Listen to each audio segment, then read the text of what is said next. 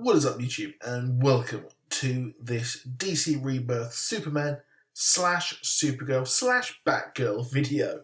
So if you're new to the channel, please do click that like, please do click that subscribe as well. If you also are subscribed, please do click that bell button so you get notifications of my lovely videos. So thank you so much for watching.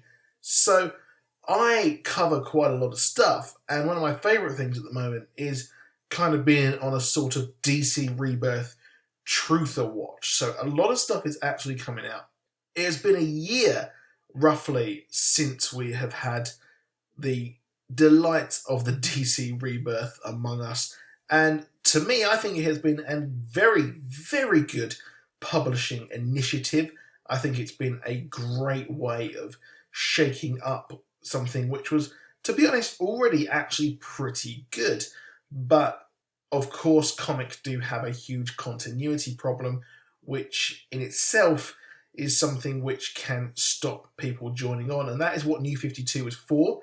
But 5 years down the line, it has actually needed a bit of a shake-up, and things did need to be changed. And of course, I can't blame DC for wanting to get more readership amongst all of their titles. So one of those things which was changed was Superman.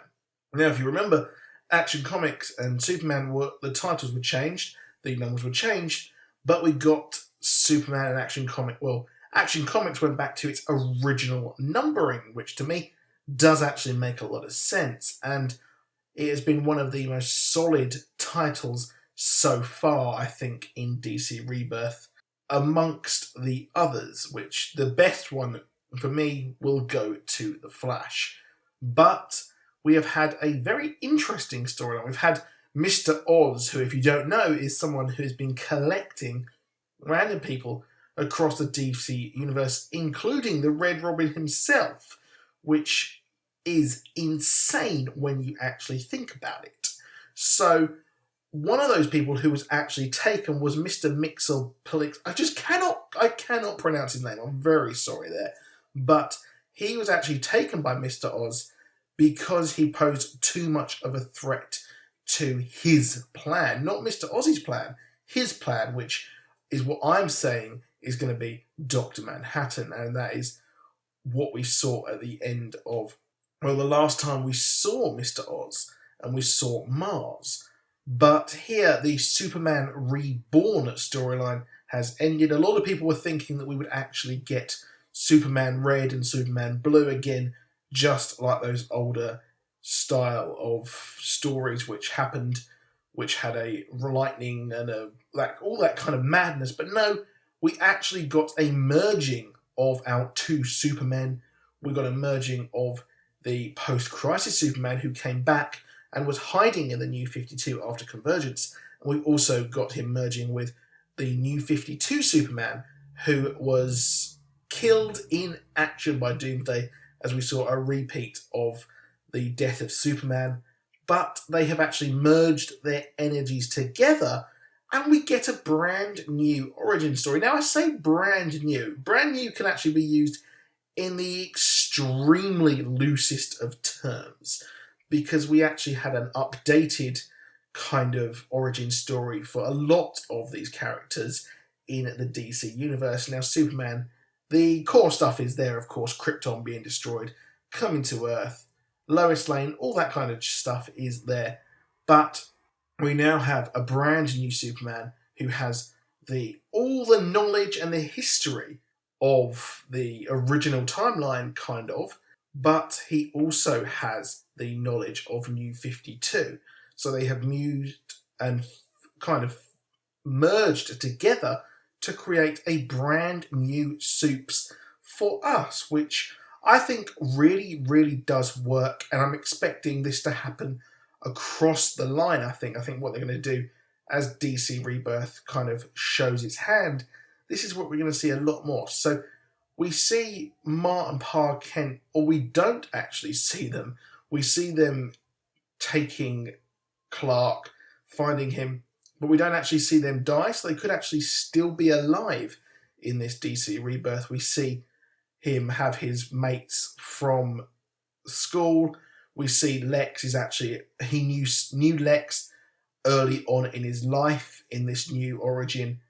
And we see Krypton that is a lot more eclectic, as I've seen it be referred to, which is pretty cool in and of itself. And he sees the whole destruction of it firsthand.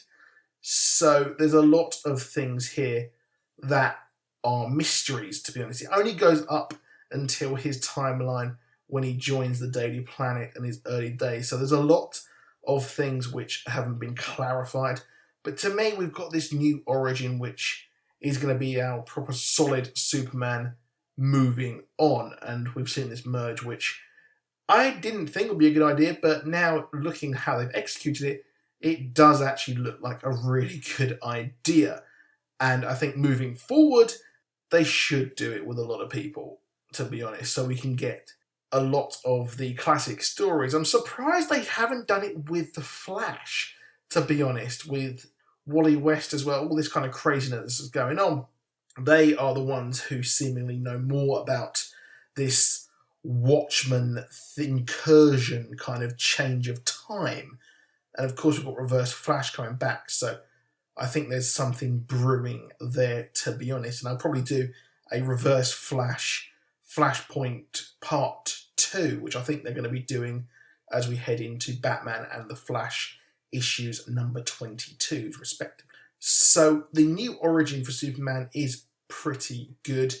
It's pretty run-of-the-mill. I've seen it hyped up quite a lot as this huge, huge thing, but really it is just taking what didn't work and putting all the good stuff together, which I don't blame them for doing. Now, what was interesting is that after this Superman Reborn arc, we were supposed to actually get some interesting things about Supergirl. So Supergirl and Batgirl were supposed to go into Arkham and find Saturn Girl, who is one of the biggest mysteries at the moment, who has had her story brewing from DC Rebirth one-shot right up until some of the Detective Comics lines where we've seen her in Arkham Asylum, which is really weird.